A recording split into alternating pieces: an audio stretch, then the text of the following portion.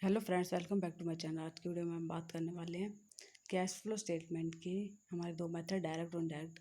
पिछले वीडियो में हमने डायरेक्ट मेथड पढ़ा था, इस वीडियो में हम इनडायरेक्ट मेथड पढ़ेंगे।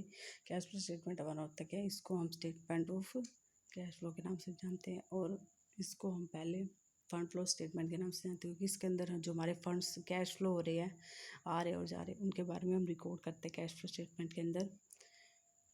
तो इनडायरेक्ट जो मेथड होता है, इसके अंदर हम नेट इनकम जो होती है हमारी, उसके अंदर हम एडजस्टमेंट करते हैं, उसके बेस पर हम कैश फ्लो निकालते हैं।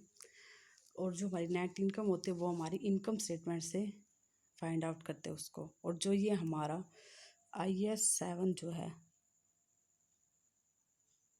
वो हमारा कैश फ्लो स्टेटमेंट से रिलेटेड होता है, मतलब इंडियन अकाउंटिंग स्टैंडर्ड जो है 7, उसके अंदर कैश फ्लो स्टेटमेंट के बारे में बता रखा है।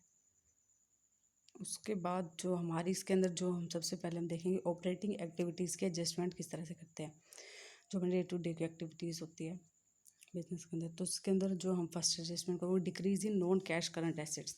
जैसे हमारी इन्वेंट्रीज हो गई, हमारे डेप्टर्स हो गए, तो वो अगर हमारी डिक्रीज़ हो रही है तो उसको हम ऐड कर देंगे नेट इनकम के अंदर। अगर इंक्रीज़ हो रहे हैं तो लेस कर देंगे। इंक्रीज़ हो रही है अगर हमारे करंट लायबिलिटीज़, क्रेडिटर्स एक्सेट्रा जो भी है वो उनको हम ऐड कर देंगे। अगर इंक्रीज़ हो रहे हैं और डिक्रीज़ हो रहे हैं तो लेस कर देंगे। मतलब इसमें अपोजिट एडजस्टमेंट करते हैं करंट लायबिलिटीज़ और करंट एसेट में इंक्रीज डिक्रीज के अकॉर्डिंग। उसके बाद expenses with no cash outflow are added back to, मतलब जो हमारे एक्सपेंसेस है जो जिनसे कैश आउटफ्लो नहीं हो रहा, मतलब कुछ भी कैश बाहर नहीं जा रहा है, जैसे हमारी डेप्रिसिएशन क्योंकि अमोर्टाइजेशन एक्सपेंसेस होगी, इनको हम ऐड कर देंगे नेट इनकम के अंदर। और revenue with no cash inflow, कुछ ऐसे रेवेन्यू जिनसे हमारा कैश आ नहीं रहा है बिजनेस के अंदर, तो उसको हम लेस कर देंगे नेट इनकम में से। नॉन ऑपरेटिंग लॉसेज जो हमारे होंगे उनको हम ऐड कर देंगे नेट इनकम के अंदर। जैसे कि हमारा लॉस हो रहा है सेल करने से किसी भी चीज़ को, तो उसको हम बैक ऐड कर देंगे नेट इनकम में। और अगर हमें गेन हो रहा है नॉन ऑपरेटिंग, तो उसको हम सब्ट्रैक्ट कर देंगे नेट इनकम में से। इसको हम एग्जाम्पल से और ज़्यादा अच्छी तरह से समझेंगे कि कौन कौन से आते हैं इसके अंदर। उसके बाद हमारी फाइनेंसिंग एक्टिविटीज़ एडजस्टमेंट किस तरह से करेंगे। जो हमारी फाइनेंस से रिलेटेड एक्टिविटीज़ होती है बिजनेस के अंदर, जैसे कि इसके अंदर हम करेंगे इंक्लूड एज आउटफ्लोज। अगर हमारा जो लॉन्ग टर्म नोट्स पेएबल है उसमें कमी हो रही है कोई भी, उसको हम आउटफ्लो की तरह ट्रीट करेंगे। इसके अंदर हम कैश रिपेमेंट करें किसी भी डेप्ट की ऑन द बैलेंस शीट, तो मतलब अगर हम क्या करें कि कैश को रिपेमेंट कर रहे हैं, पे कर रहे हैं, तो एक तरह से हमारे आउटफ्लो हो रहा है कोई भी, और इससे हमारे क्या हो रही है कि जो रिडक्शंस हो रही है अगर note long term notes payable में, तो उसको हम आउटफ्लो की तरह ट्रीट करेंगे। इनफ्लो की तरह करेंगे जब हम न्यू नोट्स पेएबल इशू कर रहे हैं, तो उससे हमारे जो बिजनेस है उसके अंदर कैश आएगा। आउटफ्लो की तरह ट्रीट करेंगे डिविडेंड को अगर पे कर रहे हैं तो आउटसाइड पार्टीज़ को। उसके बाद है अगर इनफ्लो की तरह ट्रीट करेंगे जब हमारी डिविडेंड पेमेंट रिसीव हो रही है हमें आउटसाइड पार्टी से, पे कर रहे तो बाहर जा रहा है, और अगर हमें रिसीव हो रही है पेमेंट्स तो उसको हम इनफ्लो की तरह ट्रीट करेंगे। उसके बाद है include as outflows the purchase of notes stock और बॉन्ड।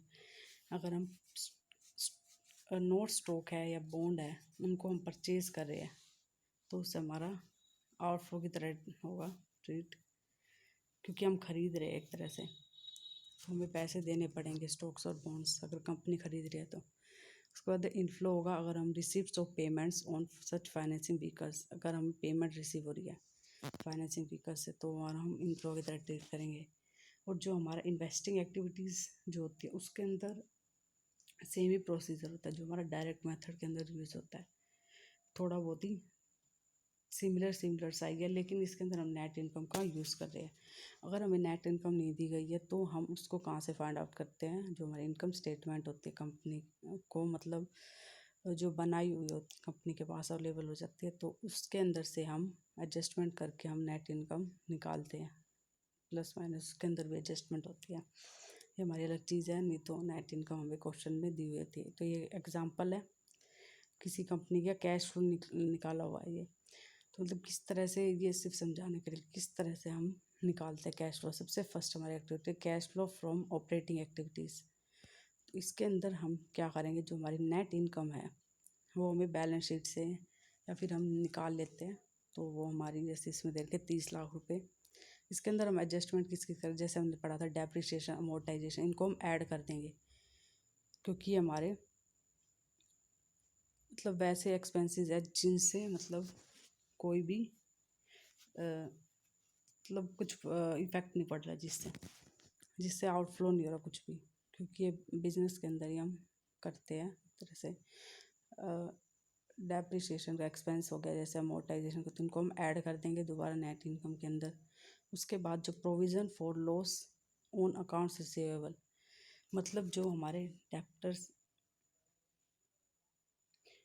डेप्टर्स है, जो हमें रिसीव होगा अमाउंट, उसमें अगर हमने कोई प्रोविज़न बनाया है, उस पर अगर कोई लॉस होता है, उसके लिए हमने कोई प्रोविज़न बनाया तो उसको भी हम ऐड कर देंगे अमाउंट को।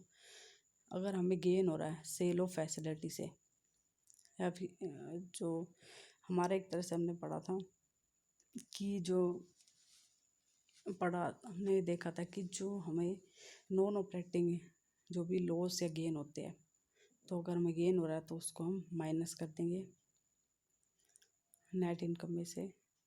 तो हमारा ये मतलब अगर हम डेप्रिसिएशन, प्रोविज़न फॉर लॉस और gain on sale of facility, इन सबको अगर तीनों को करेंगे तो हमारा 80,000 रुपये अमाउंट निकल जाएगा। ऐड और लेस करेंगे तो जो हमारे पैकेट में वो लेस का अमाउंट है। उसके बाद हमारा इंक्रीज इन ट्रेड रिसीवेबल्स,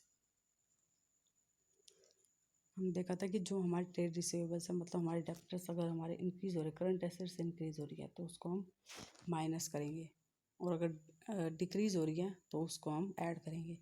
इसी तरह से डिक्रीज़ हो रहा है हमारे ट्रेड पेबल, तो उसको माइनस करेंगे, मतलब अपोजिट वो करेंगे, जैसे ये करंट एसेट और लायबिलिटीज़ का। तो उसके बाद हम इन तीनों का निकालेंगे तो हमारा 25,000 रुपये अमाउंट आएगा। इससे हमारा क्या जाएगा, कैश जनरेटेड फ्रॉम ऑपरेशंस निकलेगा जब हम इस पूरे को सॉल्व करेंगे। तो इससे हमारा जो कैश जनरेटेड फ्रॉम ऑपरेशंस निकल जाएगा जब हम इन सारे एडजस्टमेंट को मतलब कर लेंगे। तो इससे हमारा मतलब नेट इनकम के अंदर जो हमारी ये सारी एडजस्टमेंट हो जाएगी, करंट एसेट, लायबिलिटीज़ की, नॉन ऑपरेटिंग एक्सपेंसेस, लॉसेज इनकी। तो उसके बाद हमारा कैश जनरेटेड फ्रॉम ऑपरेशंस निकलेगा। उसके बाद हमारा जो दूसरा है फाइनेंसिंग, इन्वेस्टिंग एक्टिविटीज़, उसके अंदर हम क्या करेंगे, जैसे हमारे परचेज़ किया हमने कोई भी प्रॉपर्टी, तो उससे हमारा कैश आउटफ्लो हो रहा है तो उसको माइनस कर देंगे उस अमाउंट को। प्रोसीड्स फ्रॉम सेल मतलब इनफ्लो हो रहा है तो उसको ऐड कर देंगे, मतलब इसमें सिर्फ आउटफ्लो इनफ्लो को ही देखेंगे। उसी के हिसाब से हमारा net cash used in investing activities का निकल जाएगा। जब हम 5 लाख में से माइनस करेंगे 35,000 रुपये को, तो हमारा माइनस में आ जाएगा ये 50। जो हमारे 5 लाख रुपये ये हमारा माइनस में है, तो माइनस जो हमारा 5 लाख रुपये, उसमें से अगर हम ऐड करेंगे 35,000 रुपये के, तो हमारे माइनस में अमाउंट आएगा 4,65,000 रुपये का इन्वेस्टिंग एक्टिविटीज़ से। उसके बाद हमारा आएगा फाइनेंसिंग एक्टिविटीज़ का। फाइनेंशियलिटी जो भी एक्टिविटीज़ की एडजस्टमेंट हमने देखी थी उसी के according. Proceeds from sale of common stock, मतलब इनफ्लो हो रहा है तो उसको ऐड कर देंगे। Proceeds from issuance of long term डेब्ट, उससे हमें कोई अमाउंट रिसीव हो रहा है तो वो भी हमारा ऐड कर देंगे। डिविडेंड पे कर रहे हैं तो आउटफ्लो हो रहा है, माइनस कर देंगे। इसमें हमने देखा था किस तरह से क्या करते हैं एडजस्टमेंट, तो वही है। उसके बाद हमारा net cash used in financing activities निकल जाएगा जब हम ये एडजस्टमेंट कर लेंगे।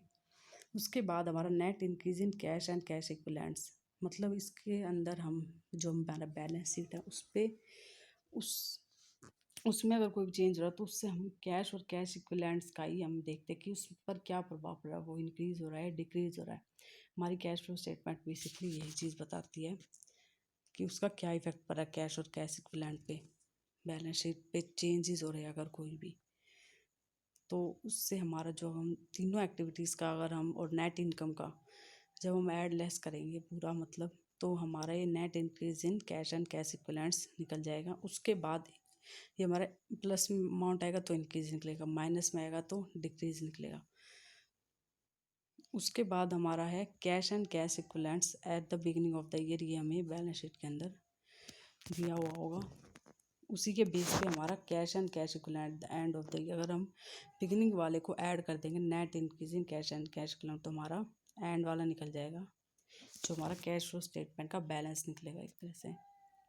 कि एंड में कितना था, मतलब इससे हमारी सारी डिटेल शो हो जाएगी कि कितना कैश और कैश इक्विवेलेंट में इंक्रीज़ हुआ है, क्या हुआ है, एंड में कितना कैश एंड कैश इक्विवेलेंट्स है। बेसिकली हम इसी चीज़ के लिए हमारी कैश फ्लो स्टेटमेंट का यूज़ करते हैं। तो ये था हमारा इनडायरेक्ट मेथड। आई होप आपको ये वीडियो समझ में आई होगी। मैंने इसको समझाने की कोशिश किया है। मैं आगे इसको और ज़्यादा डिटेल में हर एक जो पॉइंट्स एडजस्टमेंट्स हैं उनको समझाऊंगी किसी वीडियो में। तो इससे भी आपको कुछ ना कुछ समझ में आ गया होगा कि इनडायरेक्ट मेथड होता है, उसके अंदर एडजस्टमेंट कैसे करते हैं, उसके अंदर सम अमाउंट को फाइंड आउट कैसे करते हैं। Thank you guys. और मैं फाइनेंशियल मैनेजमेंट और फाइनेंशियल जो अकाउंटिंग है उनकी वीडियोस आगे भी बनाऊंगी और टॉपिक्स पर। So please like, share and subscribe to my channel. Thank you.